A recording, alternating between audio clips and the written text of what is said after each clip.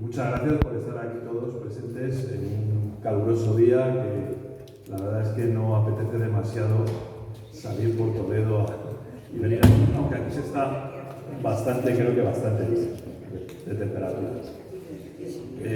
Vamos a poner un poquito de luz que no habíamos previsto para que pueda... Bien, en primer lugar tengo que disculpar al presidente de la Asociación de Amigos, a Rafael Serrano, que no nos ha podido acompañar hoy por motivos personales. Sabéis que nos suele faltar, o sea que realmente debe tener una razón importante de peso. Bueno, me toca entonces a mí presentar al conferenciante de hoy. Hoy sabéis que es el Día Mundial de la Heráldica, se celebra el Día de la Heráldica, y entonces desde la Asociación de Amigos se pensó que mejor que celebrarlo con Ventura Leblic, al que agradecemos su presencia aquí, para hablarnos precisamente de la heráldica que se ve en los museos de Santa Cruz. Bueno, no sé si vas a hablar de todos o... Yo hablo de 3, por lo menos. Vale, pues Santa Cruz, Taller del Moro y Concilios, ¿no? Pues la heráldica de estos 3 sitios, y yo espero, vamos, seguro que nos va a sorprender pues, con aspectos y detalles que a lo mejor se nos han pasado desapercibidos. Bueno, todos conocen a Ventura Leblic, pero voy a mencionar algunas notas de su biografía y su currículum. Bueno, como saben, nace en Navahermosa, en Toledo. Él estudia magisterio aquí en Toledo, especializándose en ciencias sociales. Cursa también estudios superiores en Madrid, en la UNED. Y en 1978 consigue el título de profesor de pedagogía terapéutica. En ese sentido, profesionalmente se ha centrado en el campo del trabajo con discapacitados psíquicos y físicos, realizando numerosos cursos de especialización y perfeccionamiento tanto en España como en Estados Unidos. Durante 10 años fue director del Centro Ocupacional de Formación y Trabajo para Discapacitados Psíquicos aquí en Toledo y fundó el primer Centro Provincial de Discapacitados Psíquicos de Toledo. Otra de sus vertientes, que también conocen ustedes, fue fundador, es fundador y primer presidente, y creo que actual presidente, con lo cual único presidente, de la Asociación Cultural de los Montes de Toledo, que abarca un total de 35 pueblos, de municipios de la provincia de Cuenca y de Ciudad Real, creando posteriormente el Centro de Estudios de los Montes de Toledo.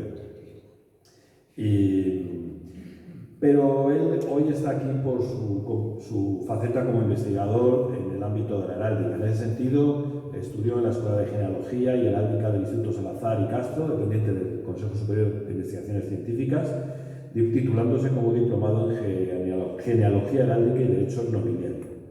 Y a partir de entonces se ha entregado a esa labor de investigación, tanto en Toledo, en la provincia, como prácticamente en toda la región.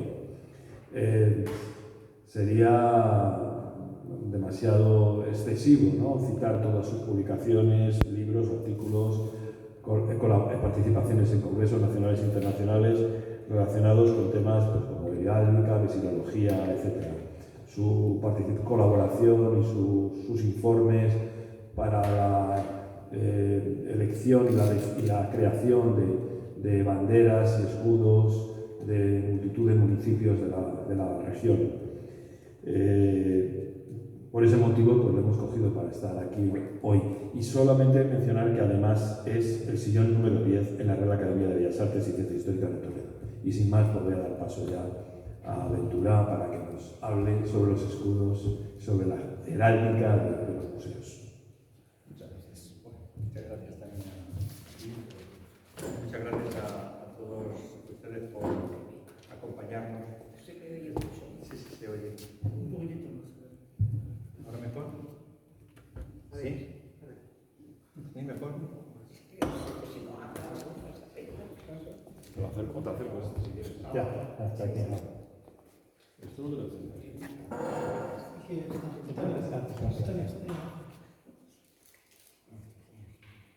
pues si creo que está enchufado. Bueno, necesitamos al adaptador. Pues bueno, buenas tardes a todos y digo que gracias por llegar aquí sanos y salvos después de la que está cayendo por ahí fuera. Aquí se está bastante bien. Muchas gracias por vuestro esfuerzo. Hoy vamos a centrarnos concretamente en la heráldica. Me preguntaban qué era eso, la heráldica oculta en Santa Cruz, ni más ni menos que son las colecciones que hay en los almacenes a disposición de los investigadores. Que por eso oculta, porque si no bajas allí y indagas, no la ves. Entonces, tras un recorrido por las diversas salas visitables del Museo de Santa Cruz de Toledo, pues nos vamos a adentrar, como digo, hoy en sus almacenes en busca de posibles piezas heráldicas por descubrir, acompañado en aquella ocasión que bajamos por el técnico del museo, por Jaime. Entre las numerosas piezas arqueológicas que se custodian en lo más profundo de las bóvedas, fuimos descubriendo algunas conocidas, otras inéditas, y algunas las hemos estudiado un poquito más que otras porque teníamos más materiales documentales sobre ello. Bien, pues dentro de esas bóvedas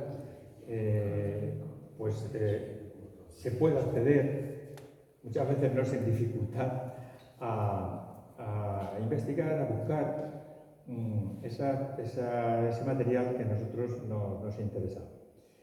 La mayoría de ellas, pues desgraciadamente no tenemos noticias de cuál es su origen, aunque todas, creo que todas pueden ser toledadas.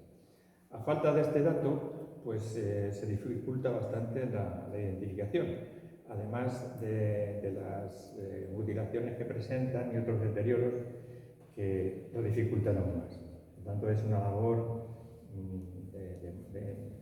que emplear bastante tiempo en seguir las pequeñas pistas que te pueden llevar a la identificación de quiénes son esas lápidas y quiénes son esas personas que estaban sepultadas.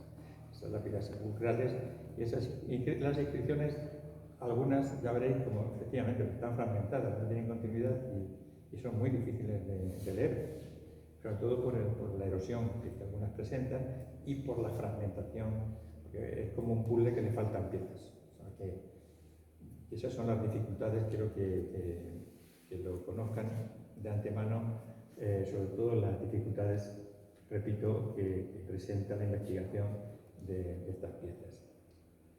Pero de todas maneras, estos elementos heráldicos que proceden pues, de palacios, iglesias, pues, no sé, otros lugares de la ciudad, pues sabe Dios de dónde vinieron, pues es mejor, yo digo muchas veces mejor que estén ahí, que no en donde pudieron estar, que son pues, en los cimientos de algunas casas, en los rodaderos, estos rodaderos que tenemos en Toledo, que se debían declarar BIC, porque ahí está todos los edificios sobre todo conventuales que han ido desapareciendo, han ido a parar ahí, los rodaderos cuando no se los han llevado para hacer negocios los chamarileros y los constructores de entonces. Son piezas en su mayoría entre los siglos XIV y XVI, de distintos materiales, predominando el mármol y la pizarra, incluso también los hay granitos, e incluso hay algún estuco o alguna yesería. Vemos capiteles blasonados, o lo que queda de ellos, que sujetaron arranques de nervaturas góticas, restos de lápidas procedentes de San Román, de la Merced, de las Concepcionistas, quizá de San Agustín. Algunas quizá estuvieron formando parte de las distintas colecciones arqueológicas en los distintos lugares por donde fue peregrinando el Museo Arqueológico desde el siglo XIX para acá.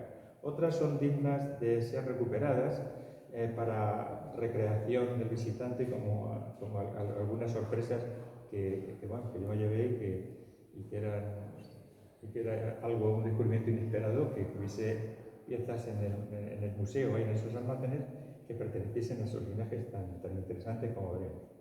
Entonces, sin más, pues vamos a adentrarnos en este mundo, pero un mundo rodeado de hipótesis, de posibilidades, de certezas, donde las piezas heráldicas salen a la luz.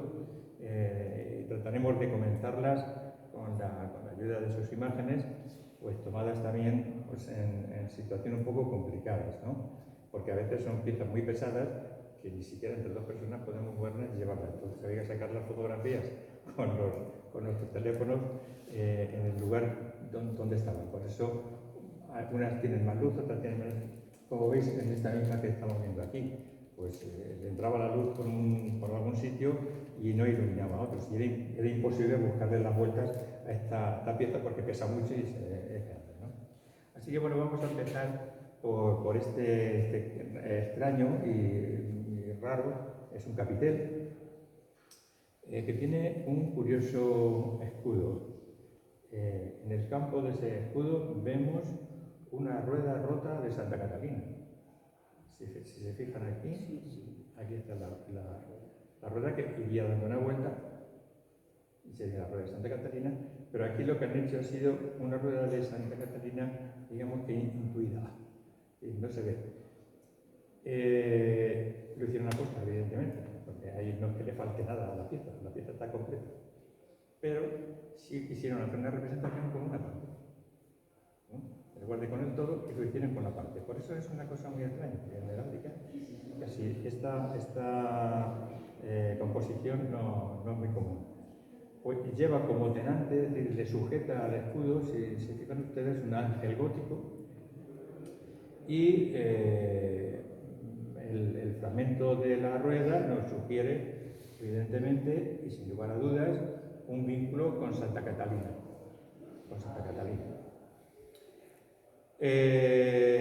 Santa Catalina puede ser una devoción, puede ser incluso un linaje, como veremos luego más adelante. No se ha localizado, que yo sepa, otra pieza como esta, ¿verdad? Pues la rueda, como decía, simplemente está sugerida y lo que hace de este escudo algo muy, muy, muy singular.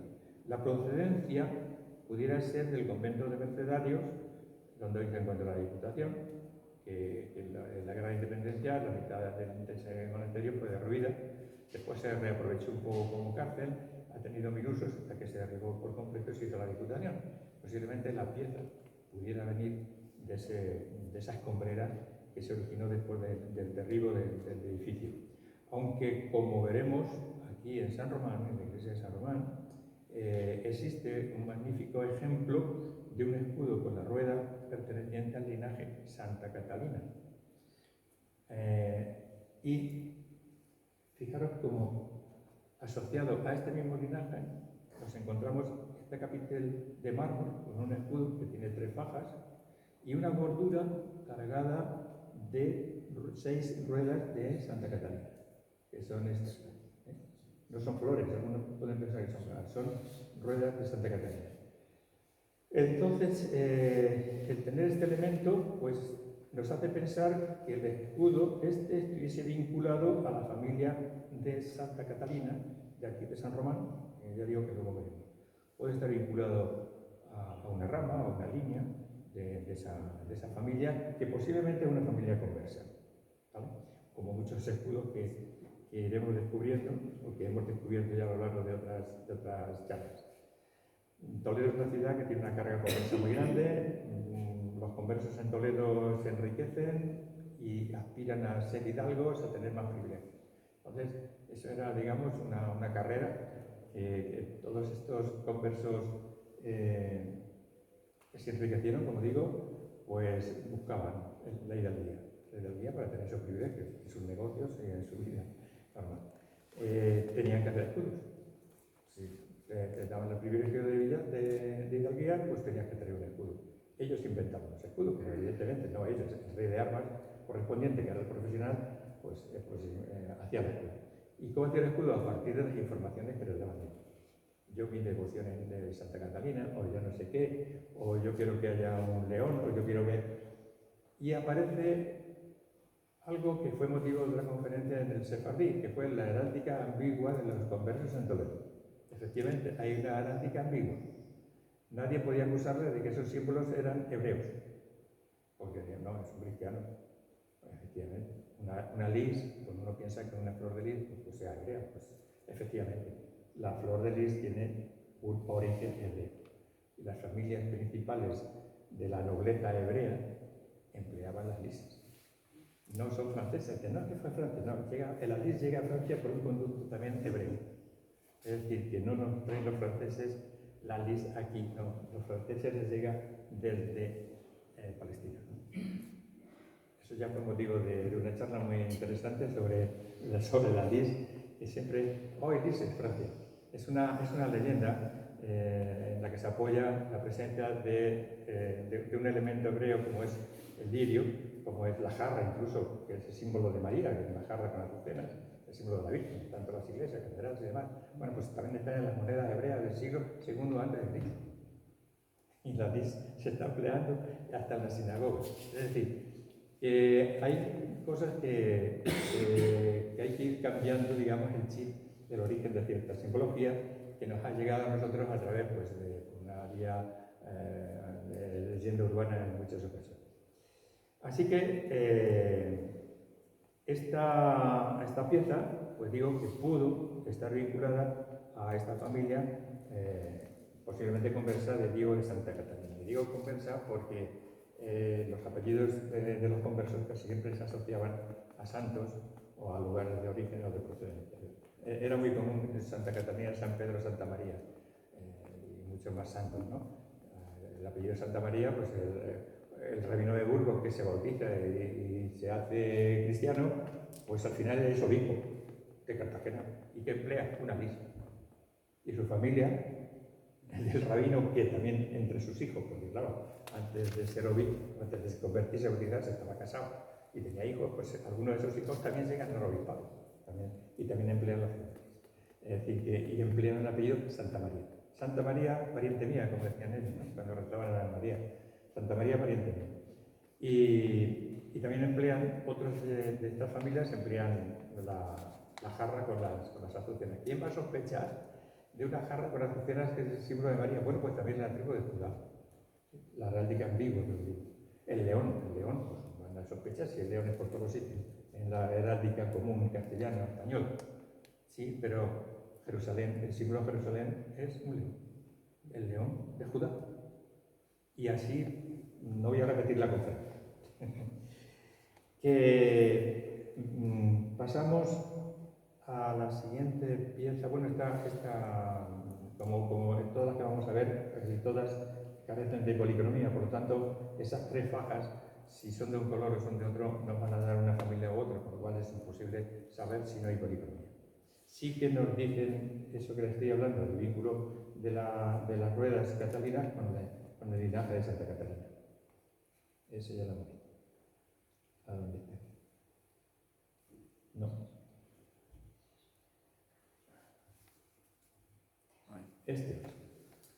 Este otro es muy interesante porque resulta que es un escudo que procede de Navarra. Es un escudo medieval, ahí lo veis, las carlingas y toda la decoración, esa floresta y los perros también ahí abajo, dos animales que están aquí. Aquí hay uno, ahí hay otro, ¿verdad? Bueno, entonces, en la armería del Reino de Navarra aparece este escudo como perteneciente a la casa lo voy a leer despacio porque es un poco complicado, a la casa de Guerendiaín. Este es un pueblo que está en el valle de Lor. El original, y lo recoges el libro de la armería del Reino de Navarra, es de plata con 6 o 7 burelas. Las burelas son las fajitas estas de sable negras. Algunos de esta casa participaron en la repoblación castellana en el siglo XIV, por lo tanto es posible que bajasen hacia Castilla. Lo podemos ver asociado en las armas de otros linajes que estaban pintados en un artesonado procedente de la calle del Pozo Amargo, donde se hicieron unas obras y aparecieron unas tablas con heráldica muy interesantes. Y entre esos escudos que aparecían por allí aparecen las burelas estas asociadas a unas águilas. Es decir, que de alguna manera hay un vínculo también con Toledo y quizá ese escudo puede que llegase también a Toledo. Bien, pues en el siglo XVII se localizan familias con este apellido en Navarra y Aragón, pero no aquí. No parece que tenga nada que ver con los condes de Gwendolain, que son los que tienen el palacio en la calle Núñez de Arces. Pues las armas de estos condes no tienen nada que ver con esto. Pero únicamente que quizá la raíz de Gwendolain y Gwendolain que tengan algo que ver con el vascuence, digamos, ¿no?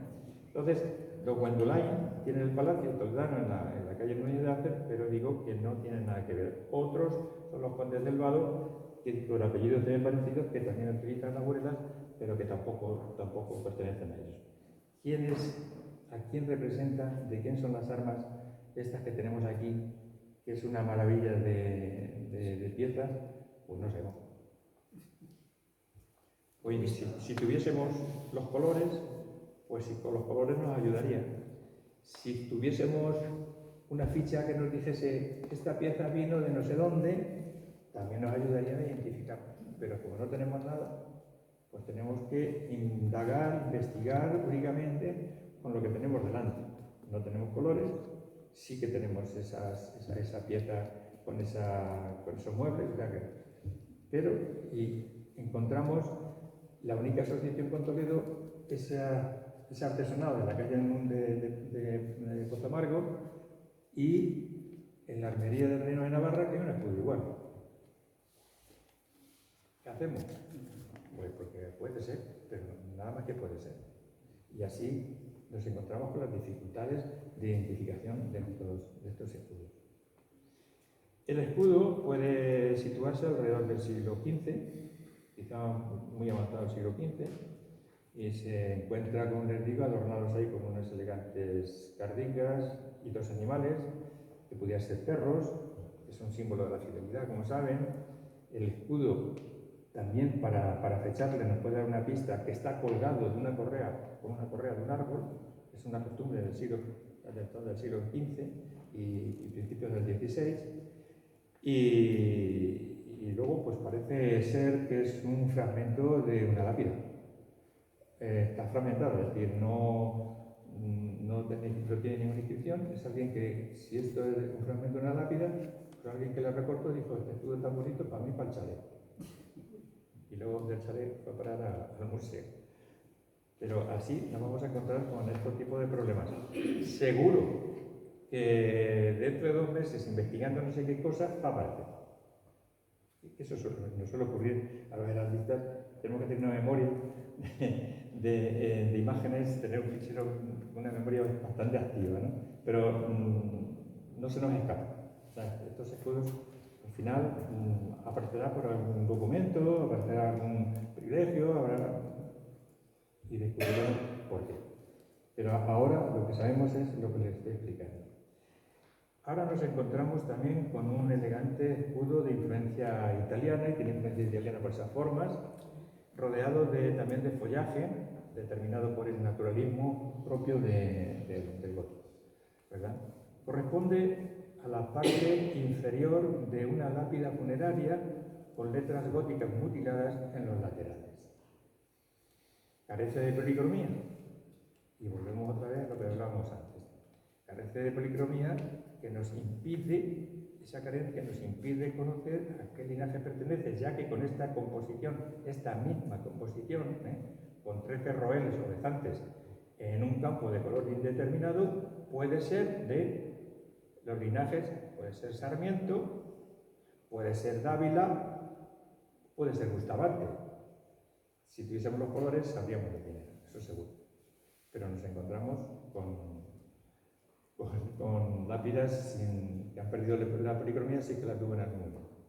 Sí que debió tenerla, porque ellos sí que sabían que, dando los colores, eran de su casa o eran de la casa del vecino.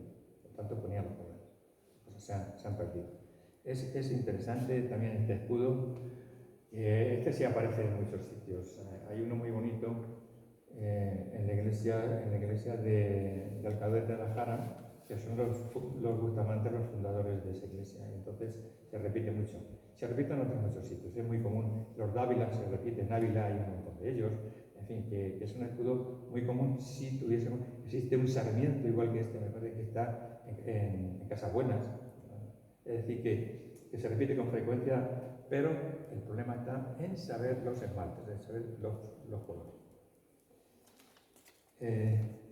Aquí nos encontramos con un escudo también de procedencia desconocida que presenta un león rampante contornado. Quedan algunas restos por ahí de hojas de cardo de su decoración. Y no es muy frecuente en la heráldica castellana por lo menos, los leones en esta posición, es decir, mirando para el otro lado.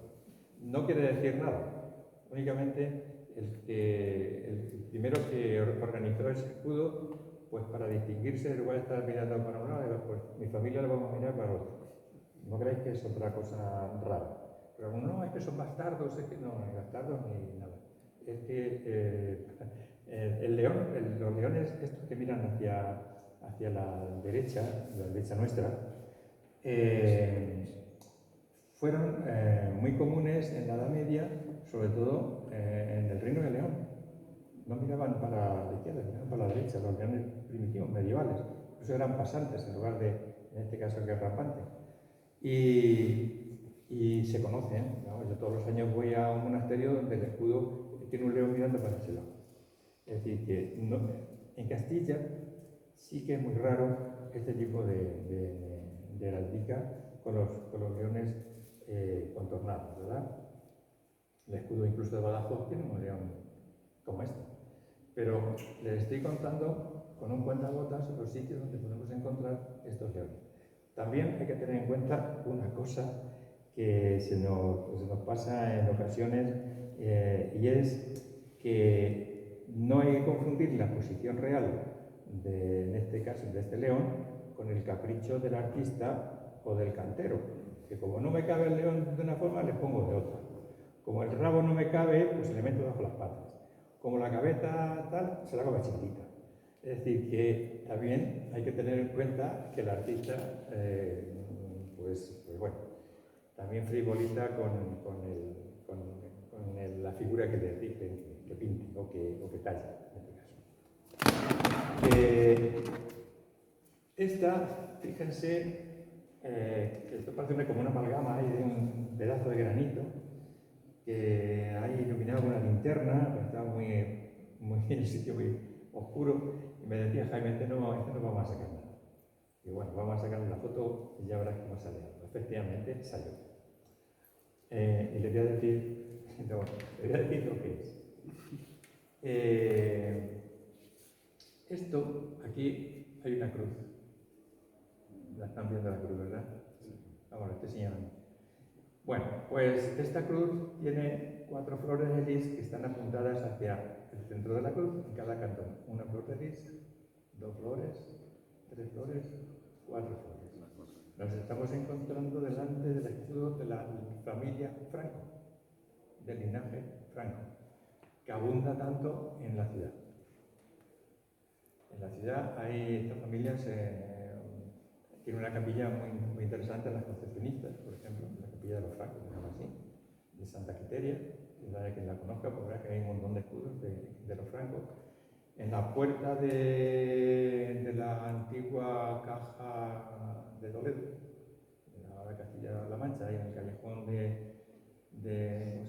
llama?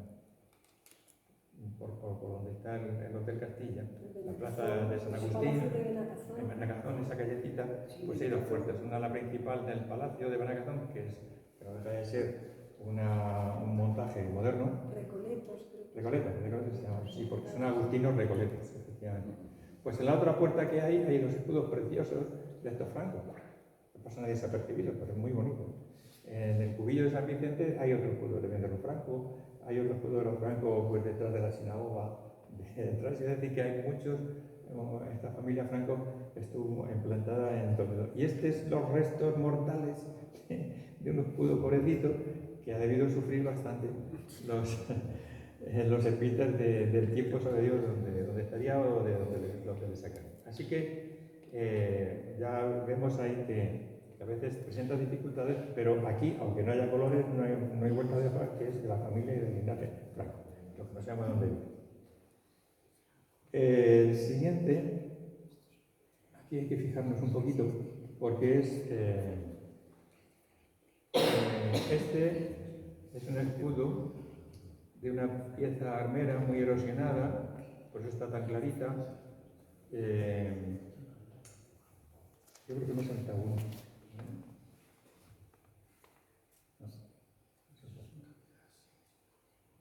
A ver,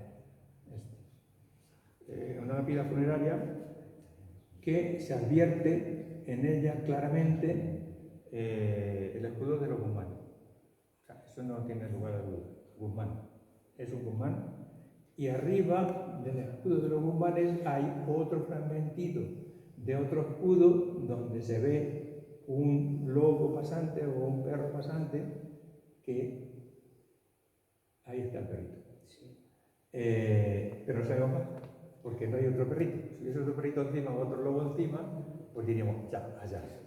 Entonces diríamos, Ayala, Guzmán, a buscar. ¿Quién se llama Guzmán Ayala? ¿O quién está casado con una Ayala que esté casada?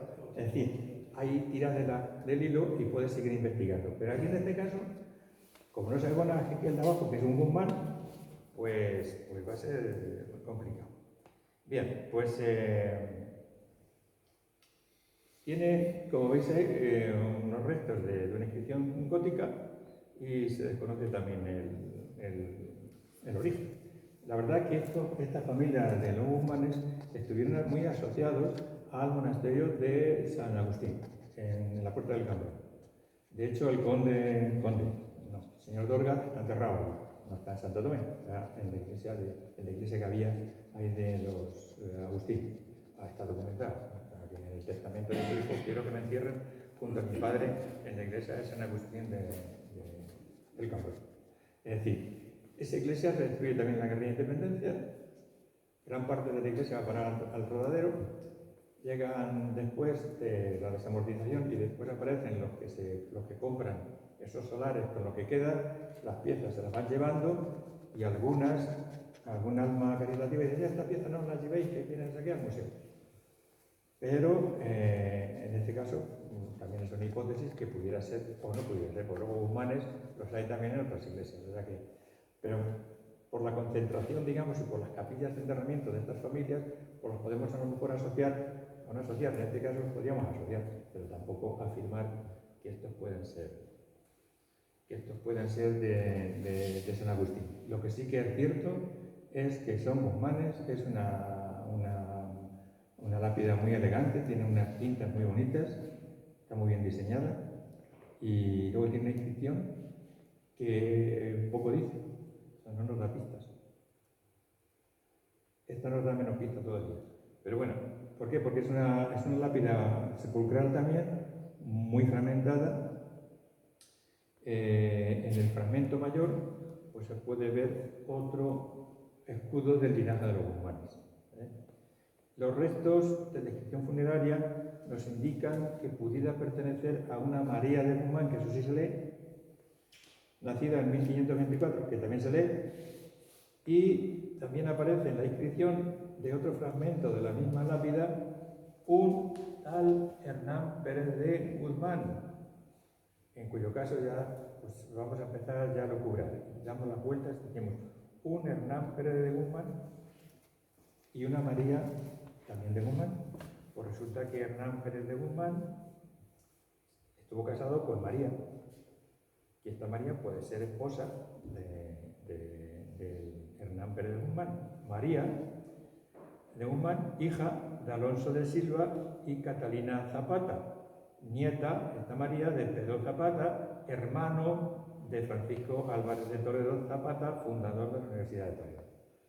Ya empezamos a tirar del hilo y sabemos más cosas de doña María, esta de la lápida.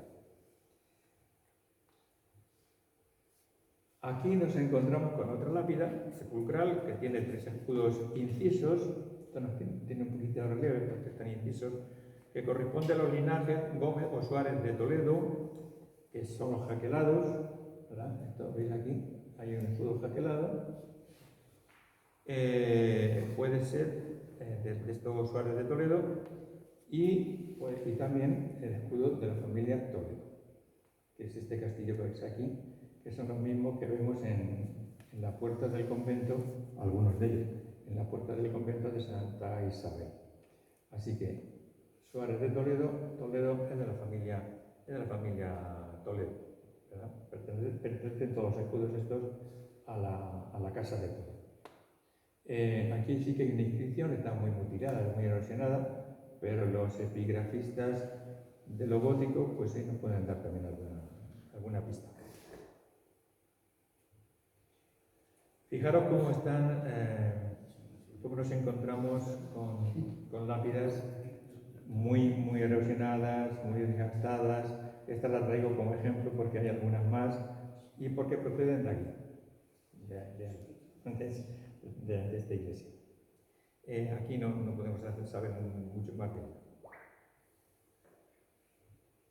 Sin embargo, otra sorpresa nos deparó este bellísimo escudo del siglo, posiblemente siglo XV, donde vemos una jarra con unas azucenas. Nos pueden dar muchas pistas. Conocemos escudos de hidalgos de origen converso con jarras y azucenas. También conocemos que la jarra con azucenas es la divisa de la Orden de la Jarra. En este caso, pues, ¿qué nos hace sospechar? Pues primero que la lápida no la conocemos, por lo tanto, solamente son también conjeturas y sospechas. Sabemos que sí hace alusión al símbolo de María, como devoción particular del difunto, puede ser, puesta en uno de los tres escudos que suelen aparecer en estas losas, o bien, como les decía antes, la pertenencia del difunto a la Orden Caballeresca de la Jarra, creada en 1040 en Nájera, en honor de Santa María la Real, utilizando una jarra con azucenas como símbolo. Quedó relegada al olvido y fue recuperada la orden por el infante don Fernando de Castilla en 1403, al desaparecer la antigua orden de Santa María de la Antigua en Medina del Campo. También esta orden tenía la jarra, o sea que la hereda de Santa María de la Real. La orden que trata mucho de potenciar Fernando, ya sabéis que Fernando de Castilla fue después rey de Aragón, trata de potenciarla en Aragón. Entonces, después de la toma de Balaguer en 1413, otorgó esta divisa, es decir, otorgó este símbolo a 80 caballeros que se habían distinguido en aquella batalla contra Jaime de Urgel, que era otro de los aspirantes a la corona de Aragón en ese momento, para que la utilizasen en sus armas. Sospecha. ¿Pudiera pertenecer este escudo a uno de los descendientes de aquellos 80 caballeros que el rey les dio esta divisa para utilizarla en sus armas? Pues pudo ser. Porque solamente no tiene bordura en ningún otro acompañamiento, simplemente es esa, es la Orden de la Jarra, que también se llamó Orden de la Terraza o Orden terraza o Orden del Grifo. También, ya que puestos, dije yo, ¿por qué se llama la Orden de la Terraza? Y me pongo a buscar y resulta que una terraza es una jarra de barro para beber, según dice Corominas. Si dice Corominas, pues bueno, pues ese es lo que significa terraza. La Orden de la Jarra, la Orden de la Terraza, y también incluso se llamó la Orden del Lirio o la Orden de las Azucenas, y también la Orden de las Azucenas y el Grifo, porque en la versión moderna llevan, además de la jarra, las azucenas llevan un grifo, un bicho. En algunos casos que conocemos, los conversos que accedieron a la nobleza utilizaron estos símbolos de las órdenes a las que pertenecieron y los incorporaron a sus nuevos escudos, como ocurre con los Álvares de Toledo, fundadores del monasterio cisterciense de Montesión. En el monasterio cisterciense de Montesión debemos este escudo. Lo que pasa es que ellos, para distinguirse de otros caballeros de la jarra, le pusieron una bordura alrededor con 4 estrellas. Pero en el fondo es fue un caballero de la jarra que, para distinguirse de otros, introduce otro elemento en el escudo. Bien, pues poco más podemos hablar de este escudo, que es muy bonito. Es un escudo de portada de libro. Me parece siempre muy interesante, y sobre todo por la antigüedad. Es un escudo gótico, ¿vale? Y vamos, es seguro que es de la Orden de la Jarra. Aquí le vemos también en el contexto de los restos de la lápida funeraria donde está. Y aquí nos encontramos con otro fragmento de una lápida blasonada que procede de aquí de San Román. Y ahora veremos por qué. Tiene la misma tipología de la anterior. Y ahí vamos a ver alguna más, también la veremos en imágenes, de este tipo de lápidas de finales del quinto, más o menos. Bien, pues nos hemos encontrado con un escudo, para mí, el más misterioso de cuantos me he encontrado en mi vida, porque no he sabido interpretarlo. Venga a darle vueltas, no saben ustedes las vueltas que he dado yo con este escudito, llamando a compañeros heraldistas, llamando que no. Y ahí está también, ahí hay 3. Y venga. Pero ¿por dónde? Un buen día me mandan una placa que aparece en Mazarambró y con un escudo, y en ese escudo aparece otra vez el lacito, porque esto parece un lazo, ¿verdad? No sé si acertáis a ver, pero esto parece como un lazo. Le da la vuelta por aquí, sube, aquí tiene un trifolio, otro trifolio, en fin, y aparece en un escudo en Mazarambró, no, en Mascaraque, aparece en un escudo con una cruz y unas llaves de San Pedro. Por tanto, si hay una cruz, unas llaves de San Pedro, y esto puede ser un elemento religioso. Bueno, sigo buscando en los libros de heráldica, a ver si no hay donde encontrar nada como este misterioso escudo, salvo en un libro en el que yo estudié de heráldica. Veo que está esto. Digo, Dios, ya sé lo que es. Y te dice el profesor, el autor del libro, es un vuelo figurado. Un vuelo figurado son 2 alas. Pero a mí no me parece esto 2 alas, no me aventa nada, pero bueno. Un vuelo figurado. Y te dice además que es un símbolo que algunos atribuyen a San Miguel. Y como veremos al estudiar las rosas funerarias de San Román, son de una familia toledana que sí que he podido averiguar qué familia es este escudo, con la ayuda de la lectura con la inteligencia artificial. Toda la inteligencia artificial me ha dicho de quién es, pero no me ha sabido interpretar qué significa eso. Y sigo pensando que, aunque diga el profe que son 2 alas, a mí no me parecen 2 alas. Pero bueno, como el profe sabe más que yo, pues yo digo que es un vuelo figurado. Veremos algunos vuelos figurados después. Y aquí viene el escudo, quizá para mí más interesante de toda la colección. Perdón.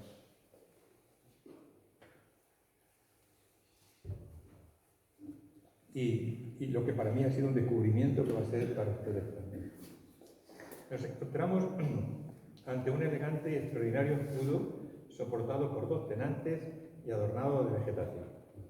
El blasón está cuartelado con Carvajal, ¿verdad?, que es esta y este, y Toledo, que es este y este.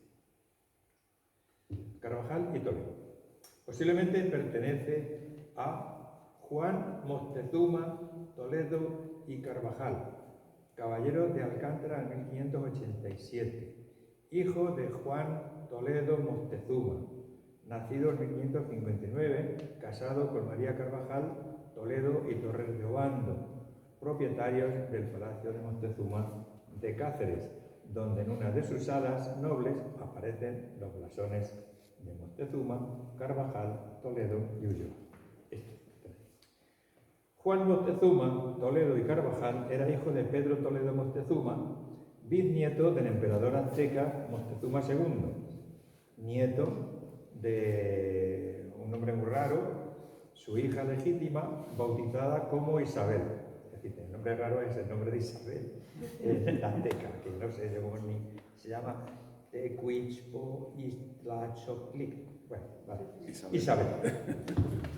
Su hija legítima, bautizada como Isabel, y casada en 1532 con el cacereño Juan Cano Saavedra, capitán de Hernán Cortés, quien en 1594 hizo renuncia y cesión a la corona de España de cualquier derecho que le correspondiera como consorte de Isabel Moctezuma, su esposa, heredera legítima del emperador azteca. La pieza armera aparece colgada con una correa, con hebilla, de un frondoso árbol donde aparece una piña, fruta de origen americano, y dos varones desnudos que soportan el escudo que nos pueden recordar indígenas americanos según la iconografía de la época. Todo ello vinculado a este linaje descendiente de Moctezuma II, cuya sangre mexicana, mezclada con la extremeña, dio origen a este linaje de nuestro escudo. Como nota complementaria, Isabel Moctezuma llevó 3 hijos al matrimonio con Juan Cano Saavedra. 2 eran de Hernán Cortés, llamados Hernán y Leonor, y otro matrimonio con Pedro de Gallegos, llamado Juan de Dios Andrade Moctezuma, casado con María de Castañeda, que sí, esa rama sigue. Al morir Pedro Gallegos, otro de los esposos de Isabel, contrajo nuevas nupcias con Alonso de Grado, que no tuvo descendencia. El último matrimonio fue con el ya conocido capitán Juan Cano de Santayana, con quien tuvo Pedro Cano, Juan Cano de Moctezuma, de uno de cuyos descendientes es el escudo que tenemos delante. Entonces, fijaros la cantidad de información que nos aporta este escudo y la importancia de tener en Toledo un escudo de los descendientes de Moctezuma II, que debería estar en la sala principal del museo. Yo lo digo por la sorpresa, no solamente que yo me he llevado y que más gente se puede llevar, ¿me cabe aquí un escudo de los descendientes de Moctezuma? Pues no lo sé, porque no sé cómo llegaría a Toledo. Tampoco tenemos información, ni fichas, ni nada. ¿Cómo llegó? ¿Es un fragmento de una lápida? Pues no lo sé. La verdad es que el escudo es muy bonito, está bien tallado, como pueden observar. Y, en fin, el detalle de la piña está aquí, el detalle de los desnudos esto, que bueno, también los hay, también ya lo veréis, hay heráldica con tenantes desnudos por todos sitios, o sea que tampoco quiere decir que porque estén desnudos sean indios, aztecas, o sea que... Pero bueno, todo a lo mejor contribuye, toda esta iconografía, a recordar algo que los propietarios del escudo pues eran conscientes de su ascendencia, ¿no? Bien. Por favor, un momentito, con este escudo has dicho que había una piña. Sí, había aquí una piña. ¿Y qué simbolizaba la piña? ¿Veis la piña aquí? Pues que es una fruta americana, no era española. Vale. Sí, claro. Por eso a lo mejor todo forma un conjunto de información simbólica, es decir, nosotros venimos de donde hay piñas y gente desnuda. Pero bueno, no deja de ser también una conjetura. Por último, ya vamos a salir del sótano, nos encontramos con este escudo, que es un fragmento de una yesería mudéjar del siglo XIV-XV, y muy deteriorada, como ves, quizá por la humedad, por lo que sea, pues llegó así la pieza y se puso allí en la estantería y ahí se quedó. Es una pieza de fácil identificación, es una ayala. De los muchos ayalas, no sabemos qué ayalas, pero más o menos como tenemos una fecha aproximada de la época en que esto se talló, pues sí, pues es una ayala del final del siglo XV, XIV. Pero vamos, para identificarle, estos escudos no tienen ninguna dificultad. Así que, para estos y otros tesoros arqueológicos que hoy rescatamos, depositados en los almacenes del museo, pues quizá el museo lo que necesita es una fuerte financiación para su recuperación, restauración e instalación de la sección de arqueología en otros locales que están muy cerquita, hoy ocupados por colecciones particulares fuera del contexto donde se encuentran, o recuperando para el conocimiento y disfrute del público de estas piezas para su exposición incluso temporal. Ahora nos vamos a venir aquí, a San Román. El Museo de los Concilios y de la Cultura Visigoda, instalado en la antigua iglesia parroquial de San Román, ocupa el museo, digo, una de las iglesias parroquiales más antiguas de la ciudad, de las que al menos tenemos noticia de su existencia en el siglo XII, 1125. Aunque es muy posible que como edificio fuera anterior, remontándose al periodo islámico, al menos en la estructura, ¿no? Y con documentos que había, lo quitaron, documentos epigráficos que así lo recordaba, mandado a retirar por Felipe II en aquella orden que mandó retirar todas las lápidas con inscripciones musulmanas de Toledo. Aunque, como decimos, el edificio avala su utilización previa como mezquita, incluso algunos historiadores también aventuran la idea de la asistencia en el solar de una iglesia hispano-visigoda, reutilizado este solar y elementos arquitectónicos por la cultura islámica. Durante varios siglos fue sometido el edificio a numerosas reformas y demoliciones que han determinado la estructura actual.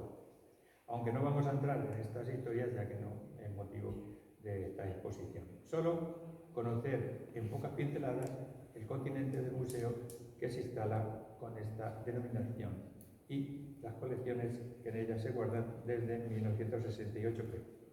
Aunque no podemos dejar de señalar que alberga, del mismo modo, la mayor exposición de frescos de tradición románica y clara influencia musulmana que tapizan los muros de la iglesia, la antigua iglesia, que no por ello disminuye su valor artístico. En sus tres naves se realizaron aproximadamente unos 150 enterramientos con lápidas familiares o personales, además de las capillas funerarias laterales que con sus enterramientos nos acercaríamos a los 2 centenares de tumbas, de huecos para inhumaciones, de los que en el siglo XVI se podían identificar aproximadamente el 50% según el plano de enterramientos que se conserva en el archivo parroquial de Santa Leocadia, de la parroquia de Santa Leocadia. Información epigráfica que fue disminuyendo, especialmente aquella situada en el suelo, sujeta a continuos desgastes. Los más antiguos de los epitafios se localizaban en los muros y las pilastras, donde aún se conservan algunos. Parro dice en 1857 que abundan en esta iglesia enterramientos y epitafios de personas principales, notables por su latinidad, que revela el estado de nuestra literatura en el siglo XIII. Después hace referencia al suelo, indicando que se encuentra cubierto de grandes losas con inscripciones ilegibles, que conservan la memoria de algunos de los allí sepultados. Alicia Arellano estudia 4 epitafios medievales en esta iglesia que corresponden a Miguel Illán, de 1268, Fernando González, fallecido en 1271, adornado con escudetes que presentan fajas negras en campo de plata, el de Ruiz Díaz, orlado de escudetes vacíos, y Hotel de Lobos en 1426, con escudetes circulares alternando las fajas negras con cruces flor de grisada huecas, similares a los que existen en la cerámica de la puerta mudéjar de la Madre de Dios, de la Universidad, correspondiente a sus linajes Hotel de Lobos y Ajofín. Algunos se encuentran en lugares altos de las naves, como pueden ver ahora, tienen ver esas placas. 2 sepulcros mencionados por doña Matilde Revuelta en su conocido inventario de 1983 se describe uno como el de un caballero con hábito bajo relieve sin identificarlo y otro con una mujer yacente con hábito toca e inscripción del siglo XV que corresponde a doña Leonor Fernández Niño, familiar de los fundadores de la Capilla Mayor. Ambos no se encuentran hoy ni en esta iglesia ni al parecer en el Museo de Madrid. No sé dónde irían a parar, pero doña Matilde debió verlos porque lo describe aquí. Bueno, ahí vemos una de las placas que están viviendo. Esta está a la vuelta. Creo que está a la vuelta. Y otras ven allí, si las veis, allí y allí.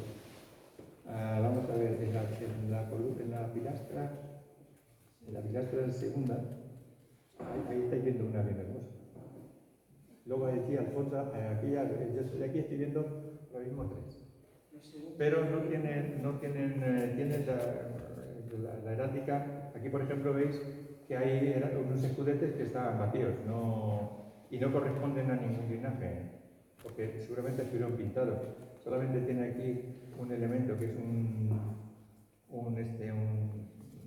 no sé, parece como un perro, y aquí también otro.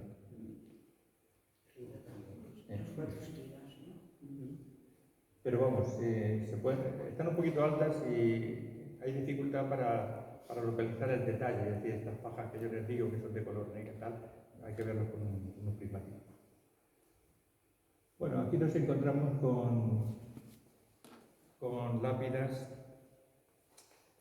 bueno, que fueron colocadas ahí aleatoriamente, porque cuando se hace la reforma de la iglesia, estas lápidas estaban cada una en su sitio.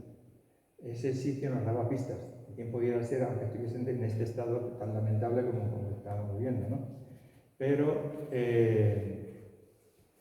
en la reforma que hizo Valcárcel, que hizo una reforma, pues recogió todas las losas, las puso donde la había ahora, que es en su sitio. Si había cerca de 200, pues imaginaros cómo estaría esto. Bueno, pues en esa época quedaban menos y las que pudo colocar aquí en el escalón del presbiterio ahí se quedaron, y las que no se llevaron a Santa Cruz, que es las que hemos visto en las diapositivas anteriores. De las que se mantuvieron, todas son o casi todas son de pizarra. Encontramos algunas con motivos heráldicos repetidos. Normalmente, digamos que suelen colocarse, como las que estáis viendo en la diapositiva, en vertical, 3 escudos. A veces son iguales o son de 2 linajes, el principal en el centro, uno arriba y otro abajo. Pero casi siempre, por lo que podemos verlo ahí en el suelo, son 3 escudos iguales. Son todas de un gusto muy robusto gótico. Las inscripciones son prácticamente imposibles, algunas que ya. ¿Veis? Aquí vemos otra. Este deterioro, ¿por qué? Porque estuvieron durante siglos pisándolas, la gente pegaba por encima y como es pizarra, pues ya está. O la humedad también contribuye al deterioro de la pizarra. Aquí está, bueno, que si no se ve aquí, en esta lápida que está mejor, vemos ese vuelo que veíamos antes en otro escudo, de esa especie de lazo, ¿verdad? Bien, pues aquí sí que se ha podido leer, aquí, se ha podido leer un poco. Bien, pues esta lápida que tenemos ahora delante de nosotros conserva bien esos 3 escudos que son iguales a lo largo de ella. El extraño escudo parece ser pues, el vuelo figurado que hablábamos antes, que Vicente Cadenas lo define como una especie de alas esquematizadas, en este caso rodeadas también de vegetación. Por los restos de inscripción gótica podemos conocer que corresponde posiblemente a un tal García Cuadros. Eso dice la inteligencia artificial, que intenta saber. Sí que efectivamente existe la familia esta. O sea que luego habría que decir, bueno, vamos a ver qué me está contando la inteligencia artificial, que es tan inteligente, pero es artificial. Y efectivamente existe la familia Cuadros. Este García Cuadros que está ahí falleció en 1447, esto sí que leyó bien la fecha y sí que acertó, porque son lápidas del siglo V. Si bien no hemos encontrado este escudo en la familia que representa, es decir, existe la familia, pero la familia Cuadro no tiene templo. ¿A quién hacemos caso? ¿A la inteligencia artificial? A lo mejor esta familia, si esto es una representación esquematizada de esas salas de San Miguel, tenía devoción a San Miguel, la puso ahí y no puso su propio escudo, cosa rara. Nos encontramos con otro de los misterios, que este escudito que nos trae de cabeza, pues ya algún día por ahí, en algún viaje por la provincia de Burgos, ¡oh! Este escudo es el de San Román. Y ya este sí se puede leer. Pero bueno, mientras tanto, pertenece al misterio, ¿verdad? Y sí que es igual a ese otro que les decía antes, que aparece en más caraque, con letras góticas, por cierto, que con elementos religiosos, ¿verdad? Bueno, pues estas salas o vuelos, en este contexto religioso, pues pudieran pertenecer a San Miguel, pero ahí nos quedamos, hasta que arrojen luz nuevas investigaciones. Aquí nos encontramos ya, no sé la hora que me estoy pasando. ¿Cuánto me queda? ¿Ya me he pasado? ¿Ya me he pasado? Son las 8:10, pero bueno. Ya me he pasado. Pues bien, vamos a... Esta es una lápida de pizarra con un escudo borrado por ahí con la erosión, pero sabemos de quién es. Porque lo pone ahí. De un tal Pedro de Cuenca. ¿Lo veis? Arriba está Pedro de Cuenca. ¿Qué escudo tenía Pedro de Cuenca? Tapado, con erosionado. Sí que es se podía fechar el escudo por la forma. O sea que nos podía dar el escudo nos podía dar alguna pista. Este otro ya lo vemos mejor, que también está aquí. Es un escudo inciso a modo de cartela que podríamos situar a finales del siglo XVI, en el que se representa un tosco castillo, es el castillo que ha pintado un niño, con una inscripción en la parte superior que dice sepultura de Antonio Rodríguez de M. Montalva y de sus herederos. Esto es lo que nos está diciendo que es una sepultura familiar. Nos dice quién el primero que está enterrado, es el que pagó la sepultura, y de mi familia. Es decir, aquí se puede enterrar todos los que sean de mi familia. Eso es lo que viene a decir esa leyenda. Esta también es una lápida de pizarra curiosa. Este también llevó tiempo en identificarla, pero al final identificarla porque no por las armas, sino por ese capelo. Al principio que es un capelo de un obispo aquí enterrado, que bien, pues no era obispo. Ya esperemos ahí por qué no era obispo. Es una lápida de pizarra que corresponde al enterramiento del protonotario García Jiménez, cuya inscripción dice, actualizando el texto: aquí está sepultado el muy magnífico señor protonotario García Jiménez, cura que fue de Casarrubios y de Navalcarnero, y dejó cierta memoria en esta capilla. Es una fundación de una memoria. Esta lápida, magníficamente blasonada, proviene de la capilla del lado de la epístola donde estuvo. Esta lápida estuvo aquí, en la capilla del lado. Y ahora vamos a ver por qué estuvo ahí. En donde estuvo originariamente, a juzgar por los restos del mismo escudo que se encuentra pintado y muy deteriorado en el interior del arco de acceso a la capilla. Si ahí en esa capilla está este escudo, quiere decir que esta lápida también estuvo ahí en esa capilla. Y la fundación del protonotario, pues debió ser en esa capilla. El escudo es un escudo medio partido y cortado. El primero es un león empinado en un árbol, el segundo es una lis, el tercero es un castillo timbrado, y bueno, un castillo, y luego está timbrado, es decir, está timbrado es la corona o es el símbolo, el yelmo, es decir, es aquello que en este caso es un símbolo de un sombrero con unas bolas, ¿no? Que es un símbolo que se emplea, es un símbolo eclesiástico. Bueno, pues está timbrado de un capelo y 6 flóculos, los flóculos, flóculos, las borlas, esas que estáis viendo, a cada lado, posiblemente del siglo XVII. Los protonotarios, y vamos a explicar por qué tiene este señor, que no es el obispo, tiene los mismos atributos que un obispo y puede confundirte. Los protonotarios fueron una dignidad eclesiástica que suponía el más alto reconocimiento concedido al colegio no episcopal de los prelados de la curia.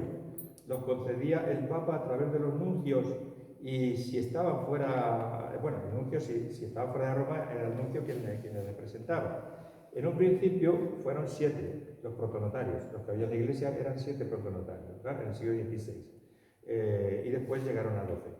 En el siglo XVIII es un título que casi desaparece de la iglesia, y en el XIX se recuperó a título honorífico vinculado a la curia romana. Tuvieron derecho a llevar mitra. O sea, los protonotarios llevaban mitra. guantes y pectoral, y su escudo timbrarlo con capelo, de 6 flóculos rojos a cada lado, como es el caso que nos ocupa. ¿Veis? No nos podemos fiar de muchas veces de los elementos heráldicos que estamos viendo. Por aquí mira uno y dice uno visto. No visto. ¿Vale? A mí también me confundió. Si no es que leo, cuando leo protonotario, ya no es muy bien. Seguimos la radio. Ahí está la pintura con este mismo escudo en la capilla. Y en esta capilla también hay un escudo picado ahí en esa ménsula. Y aquí nos encontramos otro escudo de pizarra que está en un lugar poco visible porque está debajo de la cabina de las entradas. Y ahí pone: esta sepultura es del licenciado Juan Venegas Guzmán, consultor que fue del Santo Oficio de esta ciudad y de sus herederos. Estos consultores formaban parte de una especie de consejo asesor junto a los fiscales y secretarios de los tribunales de la Inquisición. Tenían una alta cualificación como letrados y como teólogos. Curiosamente, este hombre pues llevaba un apellido de origen musulmán, Venegas. En origen musulmán. Bueno, aquí vemos el escudo de esta placa, que es un escudo también curioso. Este escudo es un escudo que está fusado, que es como se llama la banda esa, es una banda fusada, es un nombre técnico que empleamos aquí. En la parte superior y la inferior aparece un perro acollarado pasante junto a un árbol. La bordura tiene 8 aspas San Andrés y tal. De particular, ¿qué tiene? Pues que es igual que los escudos que están en la capilla mayor de la iglesia de San Miguel. Igual. ¿Qué nos está indicando? Que este hombre tuvo algo que ver con los de San Miguel. Por ahí se tira del hilo, se puede averiguar qué parentesco tienen y por qué están unos aquí y otros aquí. Bueno. Y volviendo a la capilla de aquí de la epístola, nos encontramos en el muro con un epitafio de Juan López Arroyo, que es una lápida, como veis, cuadrilonga, con un escudito que tiene en los ángulos. Aquí tiene uno y aquí tiene otro.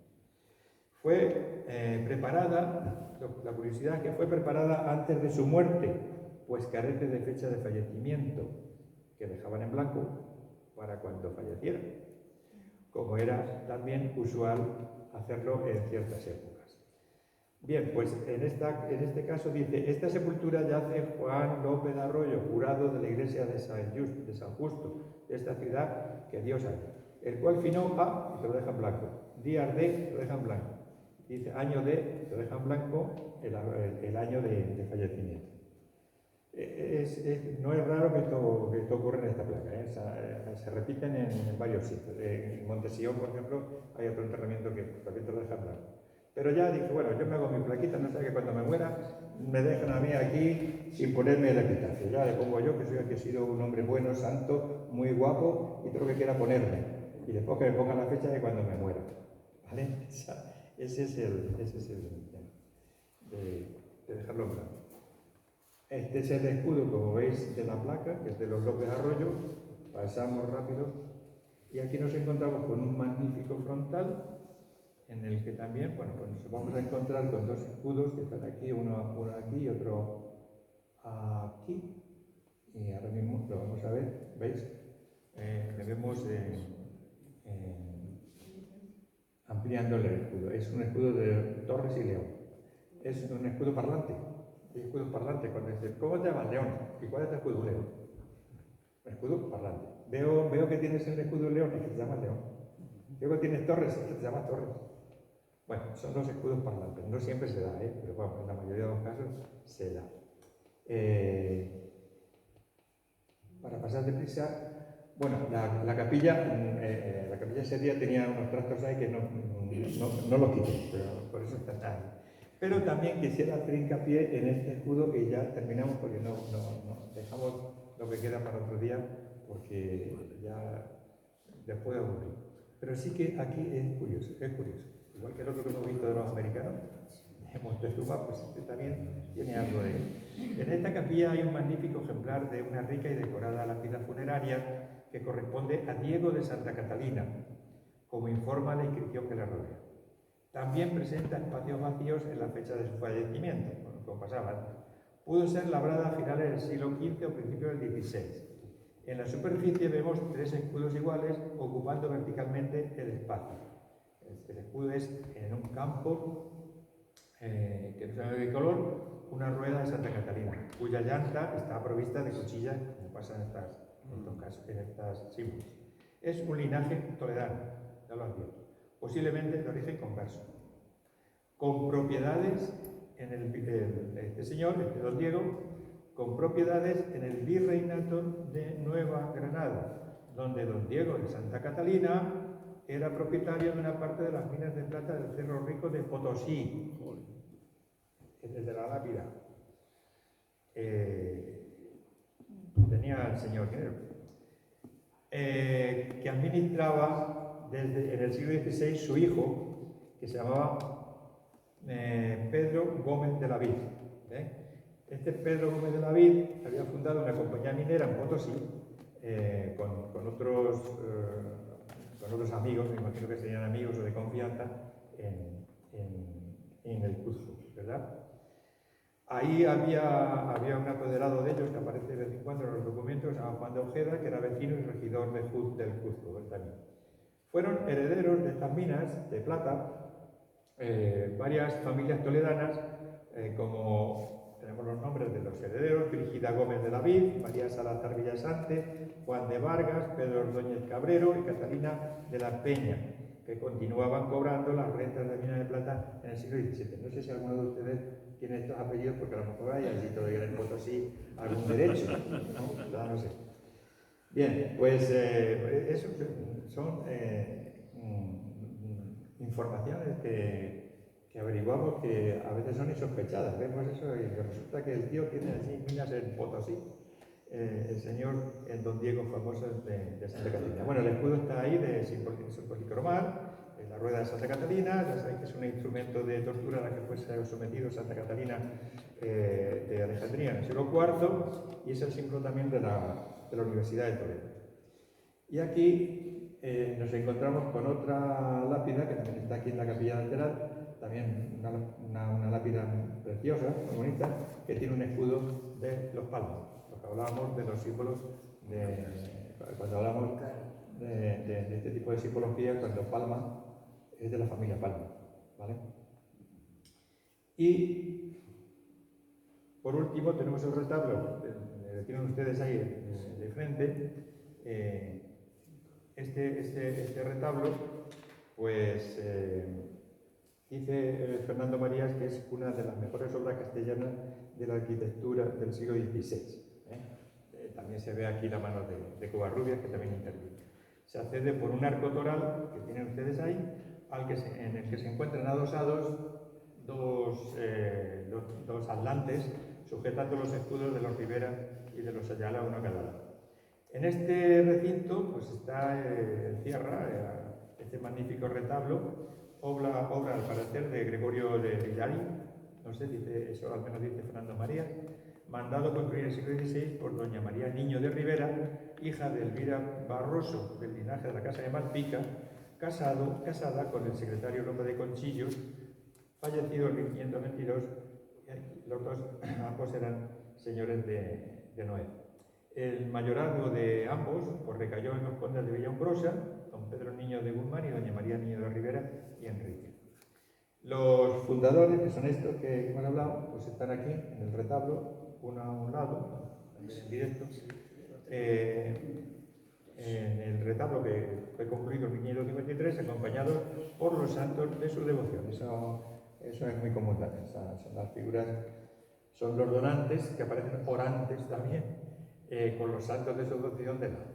Si era San Francisco, pues aparece San Francisco. En este caso, aparece San Jerónimo para Pedro Niño, que está a este lado, y San Juan Bautista con doña María de Rivera. Y si suben la vista hacia arriba, por las dos calles donde están, pues nos encontramos con que al final están los escudos de Niño, que está aquí, y Rivera, que está ahí. Al final, después, Rivera aquí y Niño aquí. Eso, aquí sería.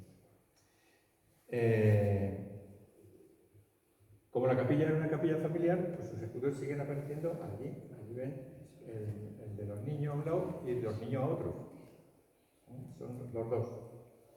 Es un escudo muy bonito, tiene unos lambriquines preciosos, es una maravilla de escudo. Bien, pues esos escudos nos están dando, incluso mantienen la policromía original. Bueno, y aquí termina San Román. Y seguiríamos la próxima con el taller del Papa. ¿Vale? Muchas gracias.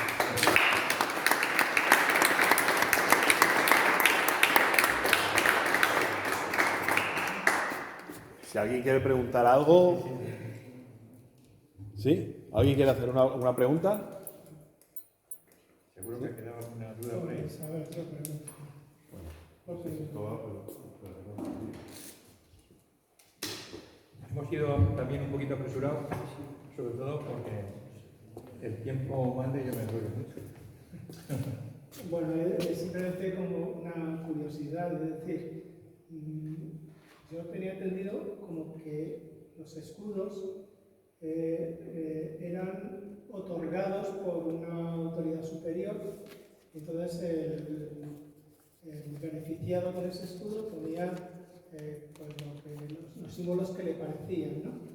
Pero por otro lado había otro tipo de escudos que, digamos, se inventaba cada uno. Por ejemplo, en este caso que has comentado de los conversos, claro, ahí como dicen, bueno, vamos a ponernos pues un cristiano, algo que, muy cristiano, que sea muy cristiano, muy cristiano. más mejor, ¿no?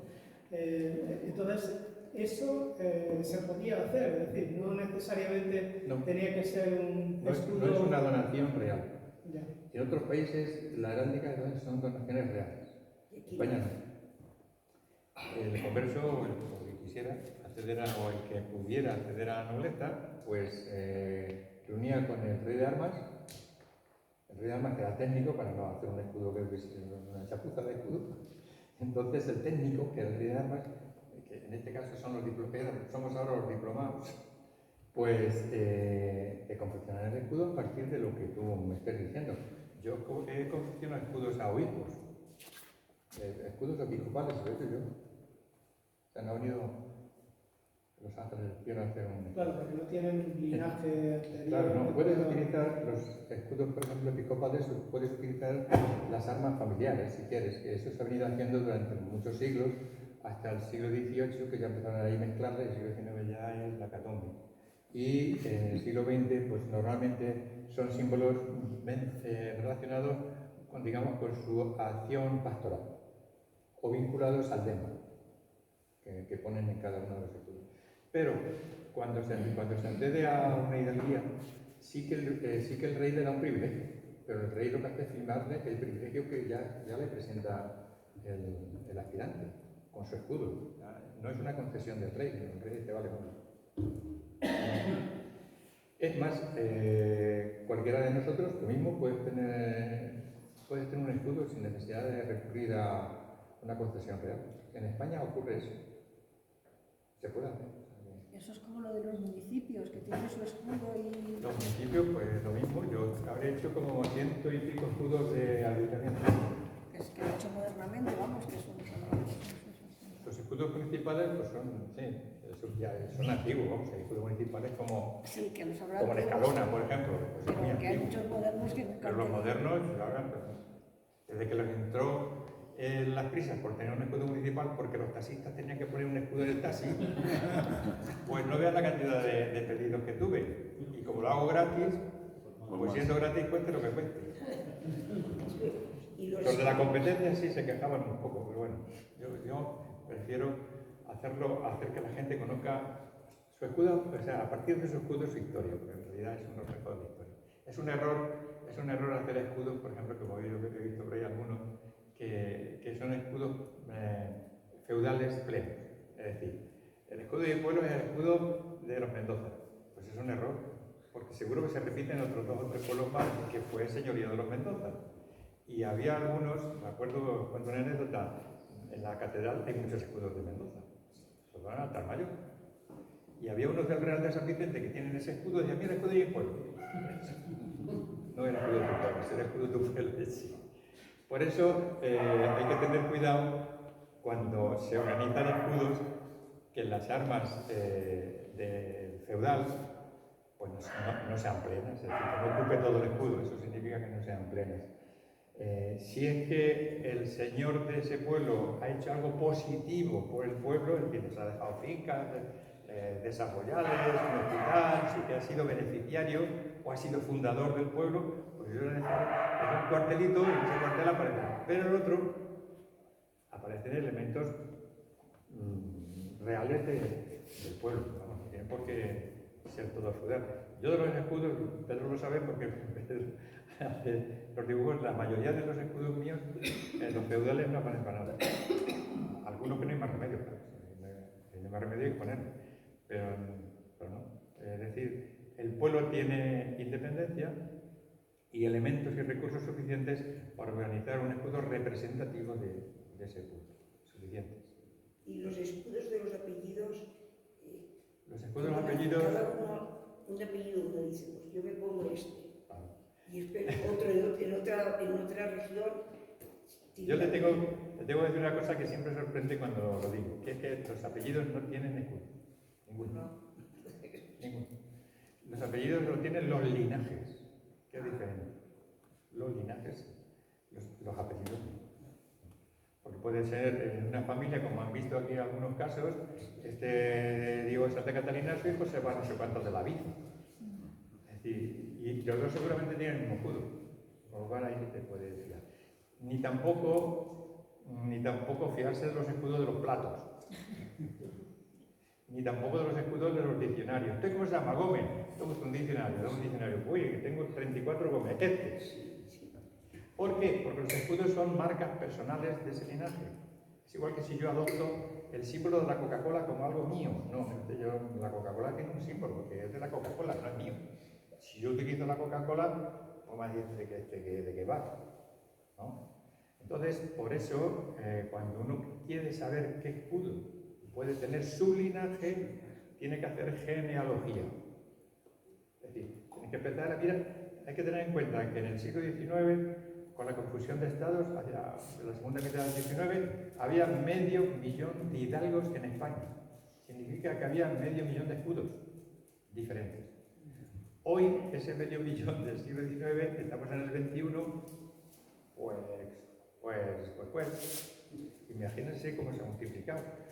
Porque también los escudos, en los escudos confluían los intereses de quien los llevaban. Es decir, yo me caso con fulanita que tiene mucha pasta, más la pasta mía, los reúno y tenemos un pastón. Y entonces lo que hago es acolar los dos escudos, junto los dos escudos. Y luego mi nieto, pues, puede pasar a lo mismo, y meto otros pocos, y después voy metiendo, y así aparecen escudos que son identificables muchas veces porque tienen por 18, 20 o 30 cuarteles, que los hay. Es decir, que para hacer genealogía, o sea, que para saber uno su escudo, hay que hacer genealogía y llegar a ese hidalgo. A lo mejor puedes llegar a un judío, que también puede ser, porque dentro de mucho converso, todavía. O sea que lo de los platitos, huir de ellos, porque es un camelo. No funciona. Más preguntas.